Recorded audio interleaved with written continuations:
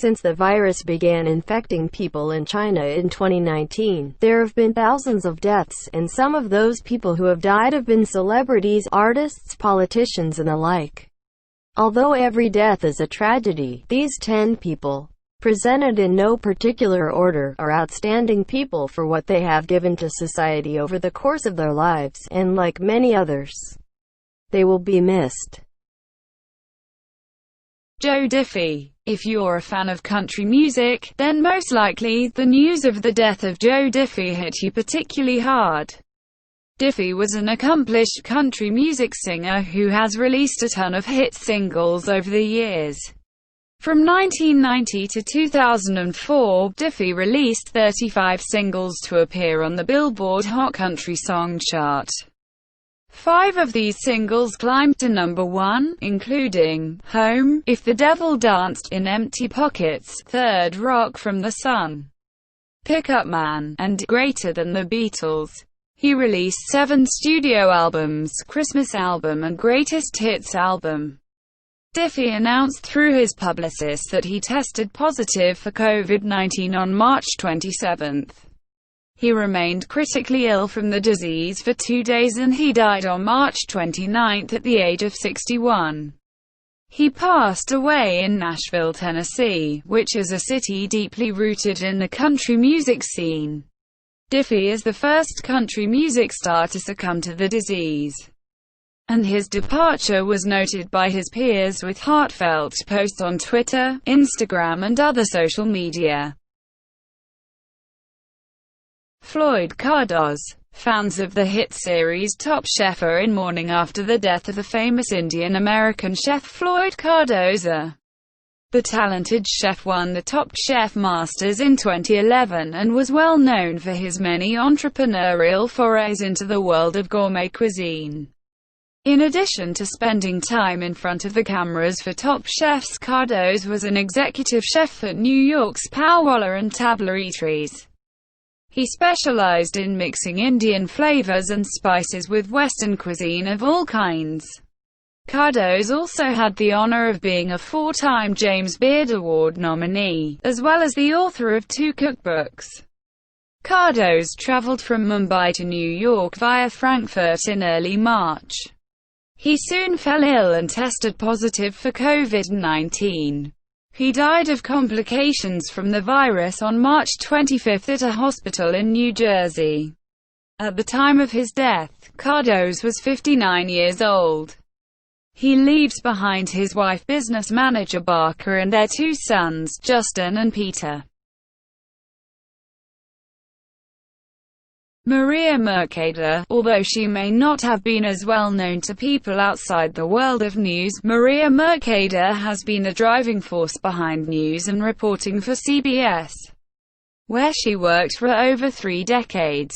Mercader began her professional career in 1987 as Paige on the CBS.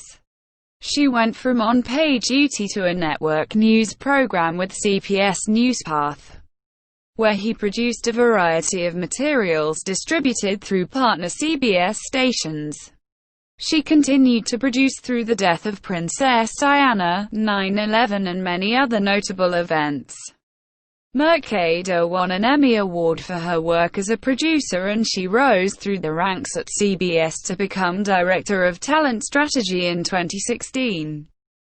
Her work there has diversified the workplace and fostered more active engagement with various minority groups, including the American Journalists Association of Asia and many others. For more than 2 decades, Mercader battled cancer and other illnesses, and when she went to a hospital in New York for treatment, she succumbed to COVID-19 at that location and passed away on March 29 at the age of 54. Terrence McNally. Terrence McNally was a distinguished playwright, screenwriter and librettist, often referred to as the Bard of American theater. Considered one of the greatest contemporary American theater playwrights, he earned this award after 56 years in the field. He received the coveted Tony Award for Best Play for 2 of his works and a Tony Award for Best Book of a Musical for 2 more. During his career, he also received an Emmy, 2 Guggenheim Fellowships and several other theater awards. McNally's work spanned 6 decades, and these included Broadway plays, films and just about anything he could get his hands on. He is probably best known for The Kiss of Spider-Woman and Ragtime, although he has written dozens of plays, operas and theatrical plays. His work is played all over the world, and his departure was a blow to all theater lovers. He died on March 24 following complications from COVID-19 in a Florida hospital. He was 81 at the time of his passing. Princess Maria Theresa of Bourbon-Parma was a Franco-Spanish member of the House of Bourbon-Parma, which is the cadet branch of the Spanish royal family. She spent her life working on further social affairs as an activist, which earned her the nickname, the Red Princess. She was a monarchist and, unfortunately, was honored to be the first member of the royal family to die of COVID-19.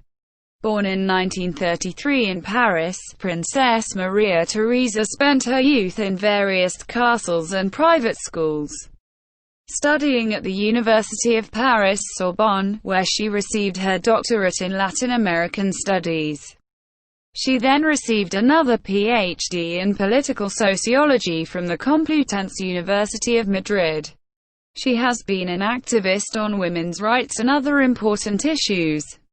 On March 27, Princess Maria Theresa passed away at the age of 86 from complications caused by COVID-19. She was the first royal to die of the disease, although she was not the only one infected, as Prince Charles only fought the disease with mild symptoms. He remained in self-isolation for a week and luckily survived.